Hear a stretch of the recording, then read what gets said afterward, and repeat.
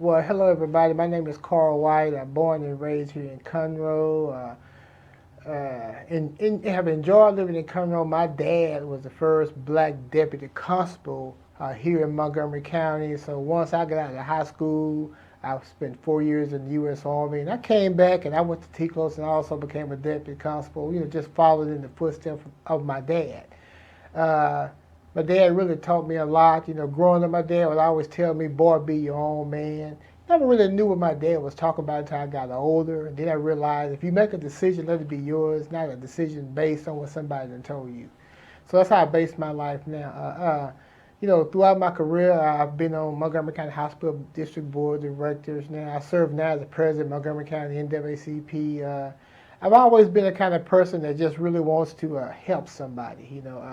Not looking for nothing in return. I believe it's kind of getting my principles from the Bible. Do what you can to just help somebody, and that's how I base my life on things like that.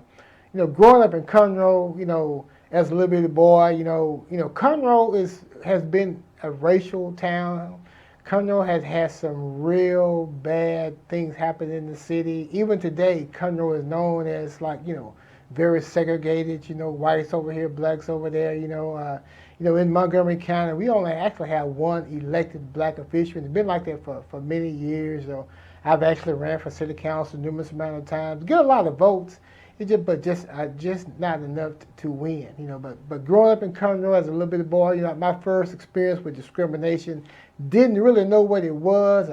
Went to the doctor's office, Dr. Powell. We would go, the black folks would go in a little bit of room, probably 8 by 8. It'd be 20 or 30 just all curled up in this room.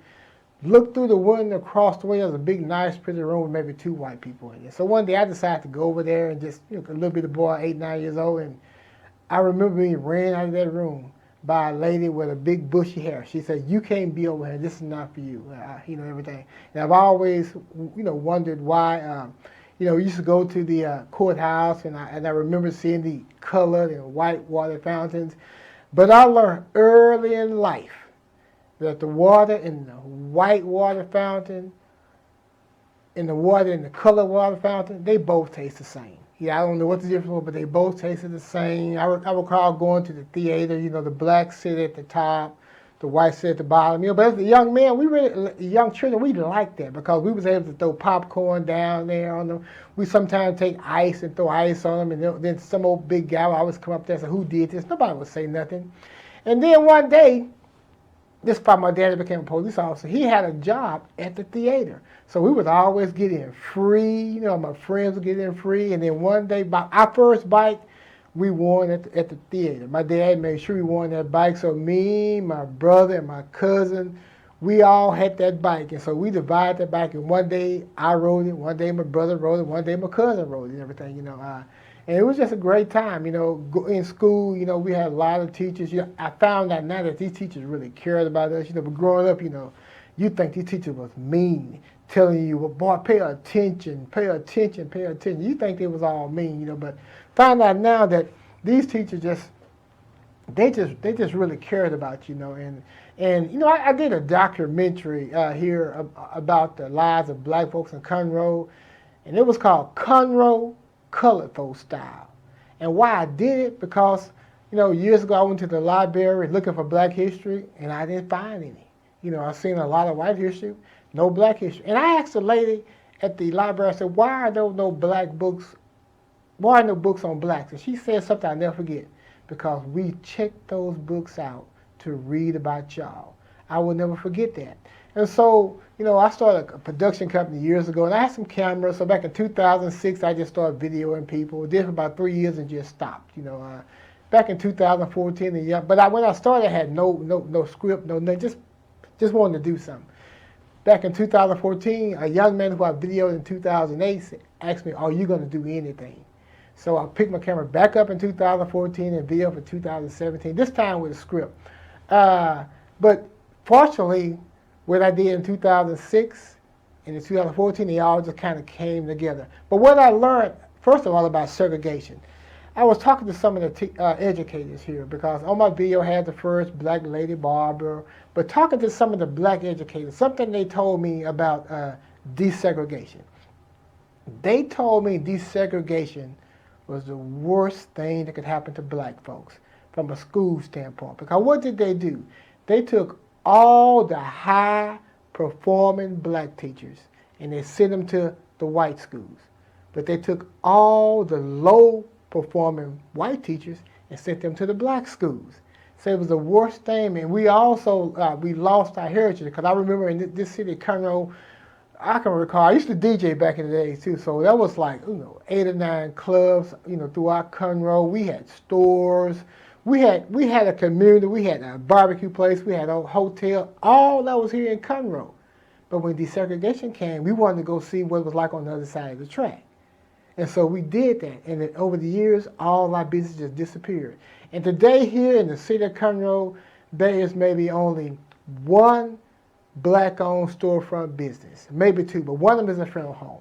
So we have lost a lot of things, and we just have not gained that back and everything. But we still have some people here, who trying to bring it back, but it's just hard. It really is just hard when you have no elected official to help you. One thing about Montgomery County, it's not like when you go to Harris County, there's a lot of black representation.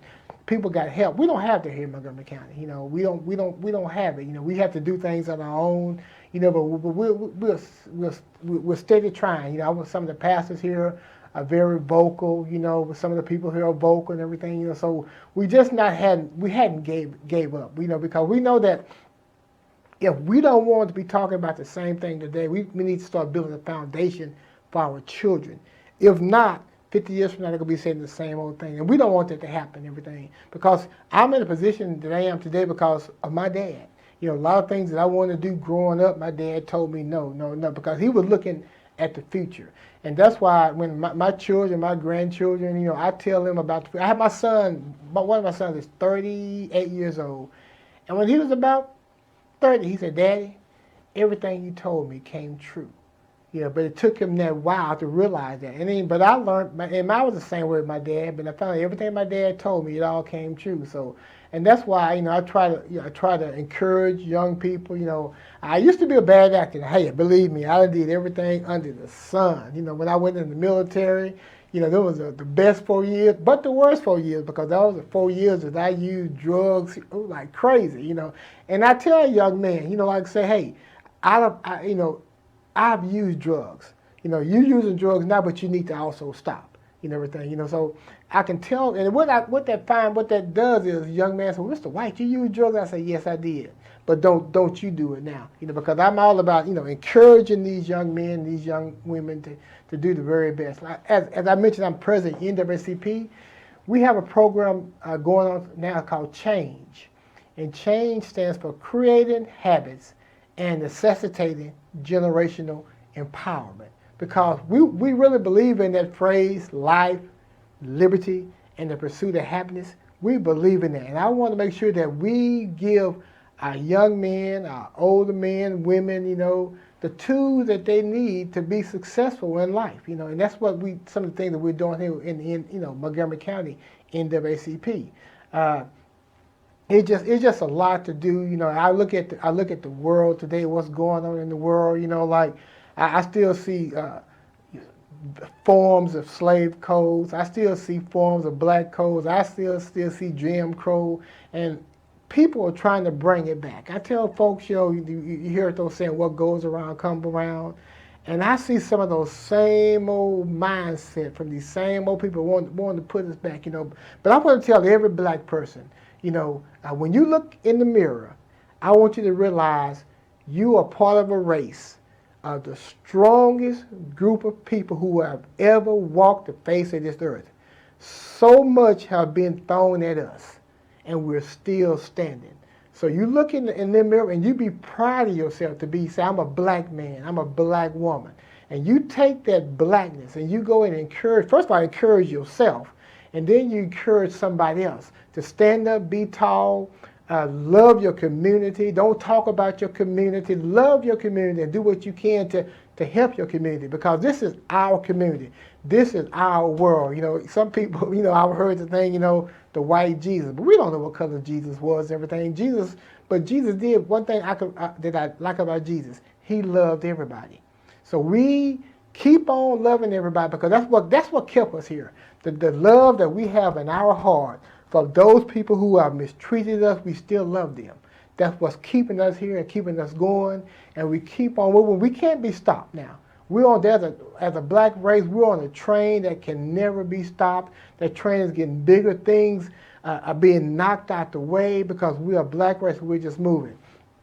So today is the best day in the world to be a black man or to be a black woman. Black area in Conroe was known as Dugan, Medley Quarter, and Powell. Dugan was the biggest concentration of blacks, and it's on the east side of town. Medley Quarter is also on the east side of town, which is the next big concentration, and then you got Powell. But that was back in the days. Now you can say we really don't have a concentrated area of black folks. Dugan has now have a mixture of Hispanics, and mostly Hispanics and blacks. Unfortunately, a lot of black people didn't keep up their property tax, and they lost their houses and everything. So we don't have, we can say, a big concentration of black folks anymore. Like some of the same people who parents lived here, they now live in an apartment because they lost a house. So we don't have that concentration like we used to have. As I mentioned, there's only, to my knowledge, one or two storefront black-owned businesses, and one of those businesses is a funeral home. So the community, because nothing is coming in, everything's going out, the community is dying. In the last 30 years, there has not been one single economic development in the biggest black community in Conroe in the last 30 years. That community has the main street, there's no sidewalks for the children to walk down. There used to be a time when you go to Dugan, people would just get in their car and just ride to Dugan because everything was going on. Now, there's nothing to see. The community, looked a whole lot better in the 70s and the 80s than it do in the 2021s. It looked a whole lot better. Well, Dugan's been here ever since Conroe been here. It's just where the blacks settled at. It's not like a Freeman town. It's just where just blacks settled on the east side of town, and so it's been here ever since Conroe been here. But I do know, as I was a little bitty boy, the main street was Avenue F, and you can only go so far, and they blocked the road off. That Conroe Cemetery, as I mentioned, I used to be a DJ, and I used to DJ at the club right across the street from this cemetery. And I never knew that cemetery was there. There are some folks who did know it was there, but the cemetery just, I think the last person that said they got buried, that might have been in the 60s or 70s, and it just growed up. And there was a white man one day, because the cemetery is connected to a white cemetery, there's a fence, he was cleaning out the white cemetery, and he saw a gravestone over there. And this happened probably about maybe close to 8-9 years ago.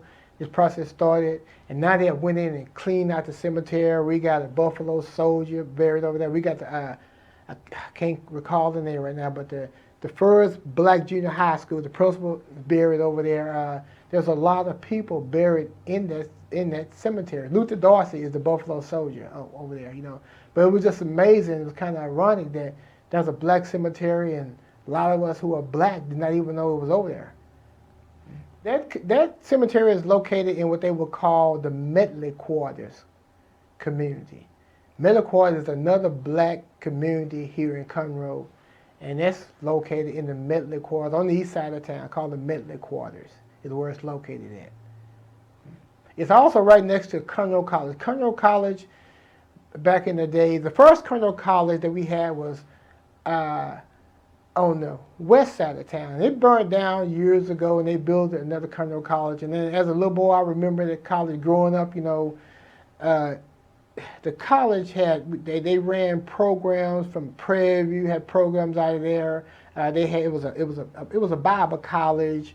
It was a place that we as black folks would go to have our program, Juneteenth program. It was just thriving. And then the leadership just kind of died out, and then they put people in place who didn't really care about the colleges, concerned about their pocketbook. And then it's now, for years, it just sit vacant, run down, and now it's actually been sold to a white developer that has bought the college now. So that heritage is completely gone. It was completely black college. It was called Conroe College. Like they were more like a Bible college, but because of that, they had all type of reading programs over there. And like I mentioned, Prairie had, I think it was a nursing program over there. It was thriving. I mean, I remember the first NWCP they had here in this county started in 1990, and I remember going to a program, an NWC program over there in 1990, and then they just kind of just faded away, you know, and nobody just kind of picked it back up, and it was just bought by a white developer, and now it's just still sitting vacant, but that heritage is just completely gone. Churches are in the location there, and I think the oldest black church we have is Union Center, African American Methodist Church, and I think the next church might be Pilgrim Rest, and then we might have, I know Union Center is about the oldest church we have here in Conroe, and then you got Pilgrim Rest. We have about most of the 30 black churches are in the black community, all within a 5-mile radius, all on the east side of town, in the communities that they call Dugan and Medley Quarters. You know, to all our young people, and I'm talking about elementary and up, first of all, be proud of your blackness. Be proud of your heritage. While you're in school, learn as much as you can. You know, there's an old saying, you know, go to school, get a job. I tell every young man, go to school, but create you a job. I mean, that's the standard. Get a job. Create you a job, because you have the opportunity to work in fields that have not been invented yet. So do your very best. Have fun. Learn as much as you can. And remember, you are black. And remember the phrase, I'm black and I'm proud. Be happy.